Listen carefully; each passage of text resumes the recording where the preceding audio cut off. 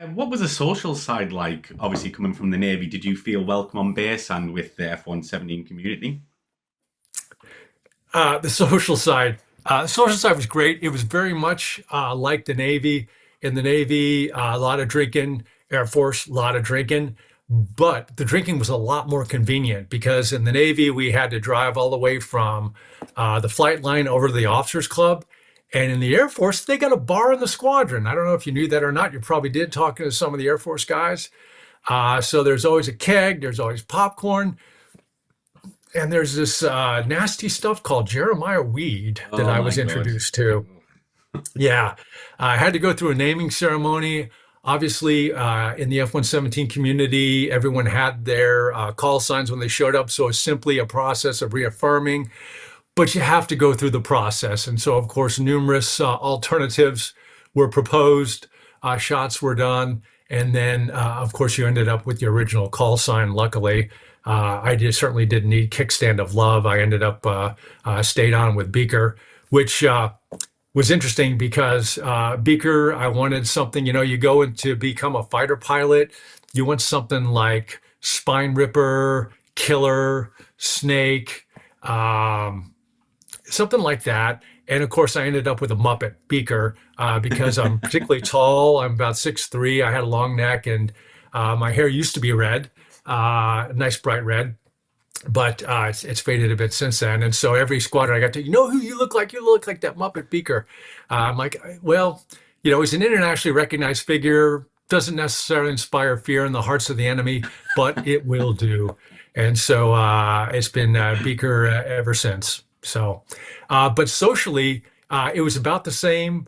The wives club in I was single when I was in Miramar in San Diego. Didn't have much to do with them, but all the squadron get-togethers, rowdy, lots of fun. I didn't play football, but my equivalent would be like a football locker room, just rowdy, lots of fun. In the squadron itself, um, the beer, the social. It was kind of fun with the F-117 because you did most of your flying at night. So going back and have a couple beers afterwards was super easy. And the one exception was during the summer at Holloman, they had what they call the monsoon season, where the thunderstorms would build up in the afternoon. So that was during the summer, we would actually fly during the day to land before the thunderstorm started up. And that was actually a lot more challenging than flying at night because with the sun out, the thermal shape of the targets was blurred because everything was hot. It was actually much more difficult to use the FLIR during the daytime than the nighttime when you had the crisp, clear lines because of the different thermal qualities of the targets, the ground, and the different materials. So that was actually really challenging, great training.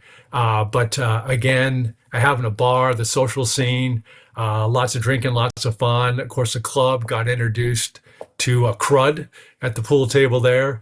And as Brent Baraducci mentioned when he was talking about his F-16 exchange tour, I did in fact meet my wife in the middle of New Mexico.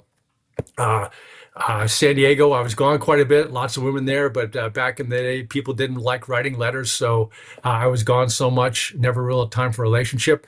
But on shore duty, as the Navy promised, I would meet someone, and I did. I met my wife. She was there working with the test squadron on a classified project, and we ended up getting married. And it was kind of fun. We lived on base together on base housing, and I would meet her for lunch. But it's kind of funny. It's like, so how's your day going? Well, can't tell you. How's your day going? Well, I can't tell you. And so we had to keep our topics to more social. Hey, let's go camping this weekend or something like that. So we couldn't really talk about work. But Carrie, I married up. She's incredibly smart, aerospace engineer. But it was lots of fun, and that really made my tour at Holloman fun. The Wives Club was a bit more social slash political, in my opinion, than it was in the Navy. But again, they liked their get-togethers, and our house on base was very close to the officers' club. And of course, drinking and driving is never encouraged. So people would walk back to their homes. And there's a thing called roof stomping in the Air Force. I don't know if that's come up before, where they would come by and bang on your door, jump on your roof, and uh, cause general havoc until you fed them beer. And being on the way home from the O Club, we took to just leaving a six-pack on our front doorstep so people would grab on their Nice. way by on Friday nights. So it's just a precaution, measure of safety. Lots of fun. It was just fun. It was a fun time of my life. Had a great time. Loved living in New Mexico. The people were there were great. Colonel Chip Setner was my first commanding officer there. Joey Salata, our operations officer, excuse me, in the 8th. He went on to command the 9th Fighter Squadron. I'm still in touch with him. Phenomenal guy. There was the mix themselves. There were A-10 guys, there were F-16 guys, F-15 guys, F-111. A couple Wild Weasel F-4 guys were there when I was there. So it was a great mix. Everybody had different stories. Everybody had something different to bring to the table, which was great, both in tactics, mindset, and I like to think that I shared and had some influence on how they did things. I certainly made sure everybody knew that just because you were in a parking lot, you still had to salute officers. So that was my legacy, I guess, at Holloman. So